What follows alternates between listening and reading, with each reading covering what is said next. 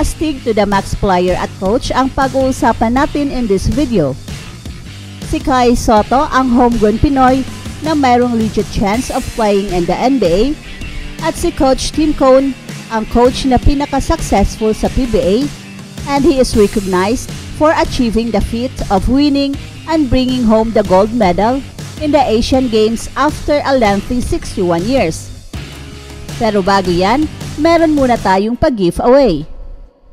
Welcome to Express Info. Do you want to have these exclusive Puma Rise Nitro basketball shoes? Because once we reach 200k subscribers, we will be having this giveaway. Just comment to win. Shoes are promoted by Kai Sotto himself. Just like this video and most importantly, comment anything positive about Kai Sotto. It's easy. Commenting is the key to win. Share your positive comments about Kai Sotto. Do it now na. Win the prize. Stay tuned for more updates. Pagkatapos nakuha ng Gilas Pilipinas ang gintong medalya sa Asian Games, ay nagkaroon kaagad ng controversy si Justin Brownlee, and add to that ay nag-retire si Japet Aguilar sa national team. Kaya with these developments, ay siguro it's time for Kai Sotto to shine. Let's build a team anchored on Kai Sotto. Kaya naman siguro ng Gilas kahit walang naturalized player. Napakaraming mga homegrown talents rin na pwedeng ipasok sa team. At kahit walang naturalized players, ay napaka-competitive pa rin ng ating national team. And this is the opportune time to groom Kai Sotto as the next face of Gilas basketball. Dahil nandyan pa si Junmar Fajardo at siguradong malaki ang kanyang matutunan kay Junmar.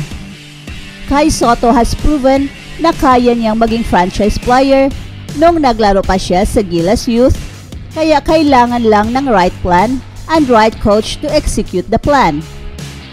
Meron na tayong world-class players, ang kailangan na lang ay bigyan ng pagkakataon at tiwala dahil let's face it, iba pa rin kapag mga homegrown ang ating mga players at walang naturalized players. Siguro nandyan pa rin ang naturalized players, pero dapat ay mga supporting role na lang sila.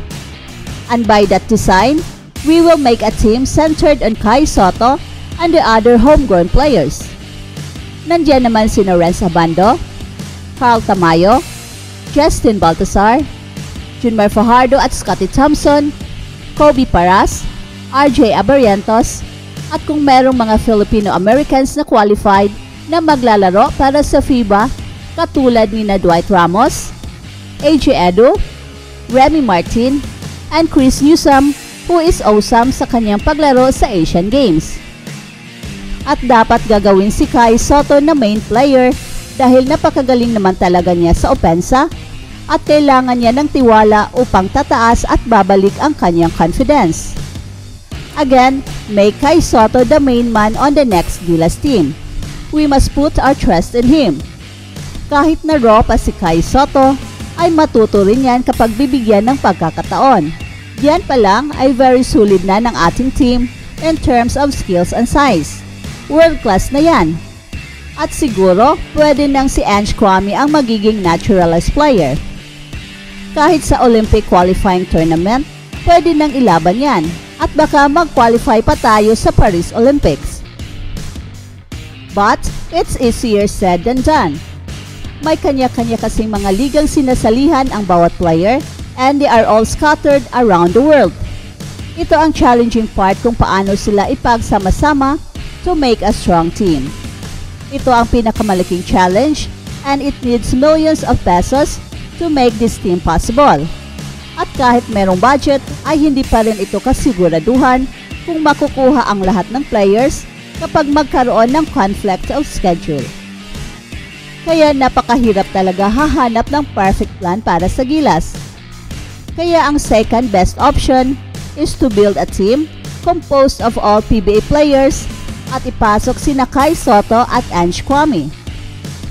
Justin Brownlee for now is out of the equation dahil nga sa nangyari sa kanyang doping test, pero who knows, baka malampasan at malusutan ito ni Justin Brownlee at makakabalik siya sa Gilas. Pero I rather make Kai Sotto the main man of the next Gilas team. Give him all the trust and confidence, and let's live and die with him.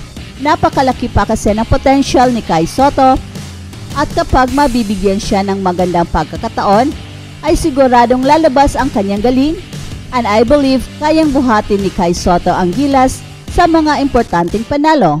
Just give him the ball. Ang tanong, sino naman ang best coach na makapagbigay kay Kai Sotto ng bola with all the trust and confidence? Well, sa palagay ko, fit si Kai Sotto sa system ni Coach Tim Cone, but it remains to be seen kung magbabalik pa ba si Coach Tim Cone sa Gilas program, especially ngayong nagkaproblema si Justin Brownlee. Surely, Coach Chat Reyes is not a big man's coach, and he will live and die sa kanyang small ball offense. Siguro mas bagay si Kai Sotto kay Coach Tab Baldwin, at nakita naman natin nung naglaro si Kai Sotto under Coach Tab Baldwin. Pero para sa akin, ay siguro mas mainam na kukunin ng SBP si Coach Rob Johnson, ang coach ni Kai Sotto sa The Skills Factory, ang coach na nagtitiwala kay Kai Sotto na makapasok sa NBA. Under Coach Rob Johnson, ay nag-flourish ang career ni Kai Sotto sa US, and in fact, umabot pa sa punto na kinonsider na siya bilang isa sa pinakamagaling na big man sa US. In fact, napatweet pa itong si Chet Holmgren na let's get it on, na gusto niyang makalaro si Kai Sotto. Malaking ambag sa development ni Kai Sotto si Coach Rob Johnson.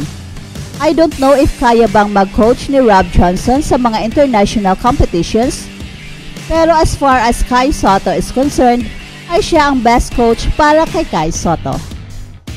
That's it for now, guys. Pero bago kami magtatapos, ay huwag kalimutan na huwag magpahuli sa mga pinakabago mga kwento at balita ng kasiyahan at tagumpay. Bahala na ang mga marites dyan. Basta kami ay handang maghatid ng tunay na inspirasyon sa mundo ng sports.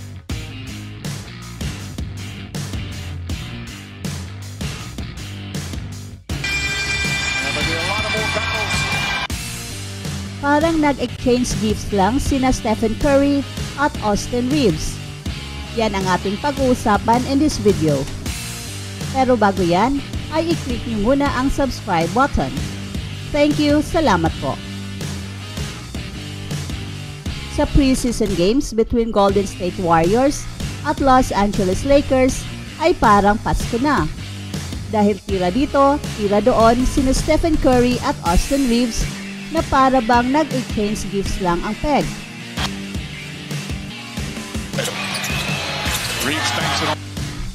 Ang NBA preseason ngayon, ang pagbuo ng cohesion at pag-develop ng chemistry ng bawat koponan kaysa makakuha ng panalo.